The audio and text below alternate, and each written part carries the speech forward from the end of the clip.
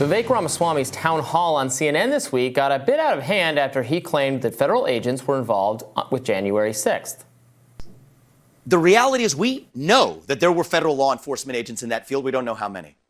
I think it's shameful. And if I may finish just answering well, this, this is really important. I'm going to go ahead and interrupt you here because I know the establishment doesn't approve of this message. I know that there were federal agents. We should be able to talk about this. You're saying that there were federal agents. This is important to talk about.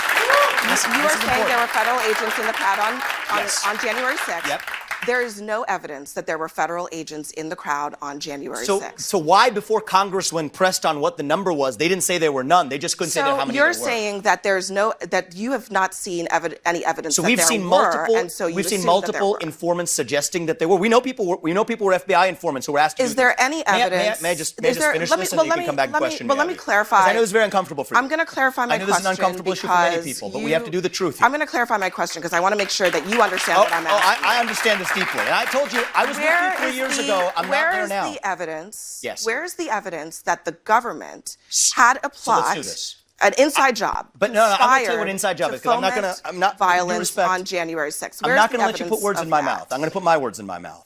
And I'm going to tell you what I mean by that. Where is the evidence that the government was involved in planning or executing January 6th? So I'm going to give you hard facts. And if I may, Abby, I know this is going to be a little uncomfortable, but we're going to go through this, and you can push back on it after that. And you can push back on that. And let's do this fairly. All right.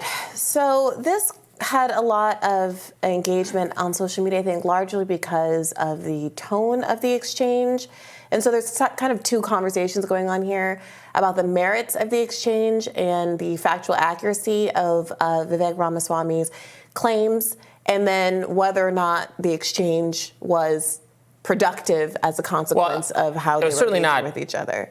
Productive as an exchange. I do think, she jumped out on him way too early. So what he said was, we know there were federal agents there on January 6th. I think it would be, what he then subsequently said, it would be naive to assume that there were no federal agents. They could be there for benign purposes, for just monitoring extremist groups. Sure. But we know is that right-wing vigilante groups are crawling with law enforcement and FBI informants. It's absolutely the case that there were FBI informants there. In fact, Enrico Tarrio, the Proud Boys leader, wasn't there, still got 25 years or however many for terrorism. He was at one point an FBI informant. That's confirmed. Right. That's true. These people work with FBI, law enforcement, turn on each other all the time. Yeah. That's all the reality of these situations. Now, that is different from saying that, the whole thing was some kind of inside plot. Right. But she cut him off before he even came close to saying anything like that. Well, an informant and an agent are also different. Well, yes, sure. So it strikes me that he would actually be better served just answering her questions, since through the combativeness, he was able to articulate some points that I think a skeptical CNN audience would do well to hear, as opposed to just what sounds like a summary accusation. Sure. So Vivek Ramaswamy saying, not that he said it was an inside job, but that there were, the government knew this was going to happen, their informants were in the field, and they perhaps even instigated it and encouraged it and wanted it to happen. It was a false flag. Again, I'm not saying that he said that, but however you want to characterize it, we all get what he's getting at. If a CNN audience who has never heard any substantiation of those claims hears that, they're not going to believe it. So Abby Phillips asking a follow-up question where she says, okay, what is the proof of that? What is the evidence of that? That's actually a really important question that he should say, thank you for the opportunity to explain, here's what we know. And he later ends up getting into some of the stuff about the Gretchen Whitmer plot and all that, which is important to be able to unpack for the audience. Yes. The thing about Vivek Ramaswamy is that I think sometimes he chooses to make an enemy out of the interlocutor instead of taking it as an opportunity to give the answer that he actually has. He's not unprepared. He has answers to these questions that might even be persuasive, but they do get lost when you presume that every question, even the most anodyne question, of course, Abby Phillips is going to ask a follow-up when you make an assertion. What is the factual basis for that assertion? That doesn't make her out to get you. She's doing her job as a journalist. Wait until you're asked a leading question, an unfair question, which Abby Phillips has the capacity to ask. Believe me, I'm not some big defender of her, as we talked about yesterday with the 2020 You're a defender of Abby Martin, not Abby Phillips. No, I'm not disagreeing with you. I think she interjected too early in this exchange when she immediately jumped on him for the federal agents question. But I agree with you that if he'd been a little less combative, it would have been helpful for that audience to understand that this is not, there is a long history of law enforcement, of FBI involvement in right-wing groups. They have agents who infiltrate them, and even more commonly, they have people in those groups that are informants that are being paid to carry out plots that are being organized in the group. That is exactly what happened in the Gretchen Whitmer case. It's not a conspiracy at all. It's shown in the court documents that you had multiple people who were being paid to go forward with this. The FBI knew about the whole time. Yeah. We don't have that level of verification that that's what happened on January 6th. Yes. Lots of stuff happened. It was a chaotic scene where a lot of people were engaged in First Amendment protected activity and didn't do anything wrong. Yeah. And a lot of people perhaps hyped up because of Donald Trump's remarks, smashed some windows and marched in.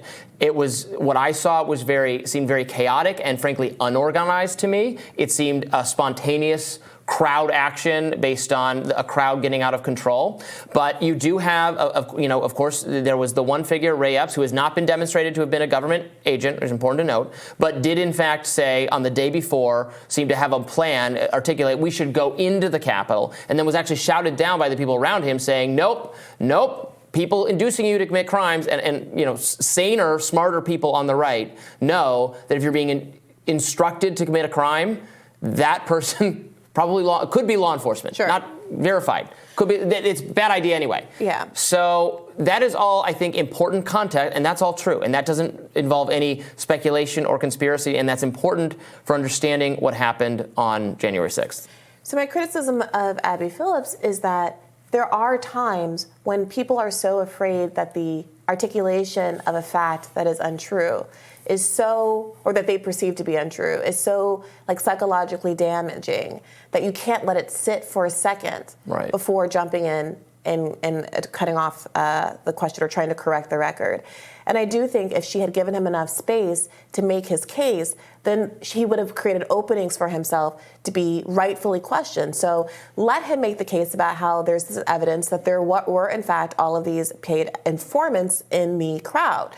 And say, if you're listening to his answer, then you have the opportunity to say, okay, there were paid informants in the crowd. Is that the same thing as saying that these were people acting on behalf of the government, FBI, members of the FBI themselves? And what is the evidence that those paid informants were not just there in an observational capacity, like maybe journalists were there and others were there, but that they, in fact, incited the action at the Capitol, and that but for their involvement, the violence wouldn't have taken place? That's a harder question for Vivek Ramaswamy to answer, which she never gets to because she's so concerned about what does it mean for him to get on CNN stage and say there were paid informants, which is in fact substantiated. It's also just kind of funny because, again, the liberal CNN position on January 6th is that it was incited by the government. It was incited by the president, Donald Trump. So it's kind of funny that we're arguing about this. Yeah. It reminds me a little bit of some of the COVID, especially around ivermectin or something. The need to jump on people so strongly that then that itself becomes untrue. Why are you telling people to take a horse dewormer? That kind of thing. Well, actually, people do take this drug. There's medical purposes for it. Yeah. If you're taking it in, FDA recommended doses, you're not harming yourself. It's not dangerous, and people should have the right to experiment with different treatment. This is a new disease. We don't know exactly what's going to cure it.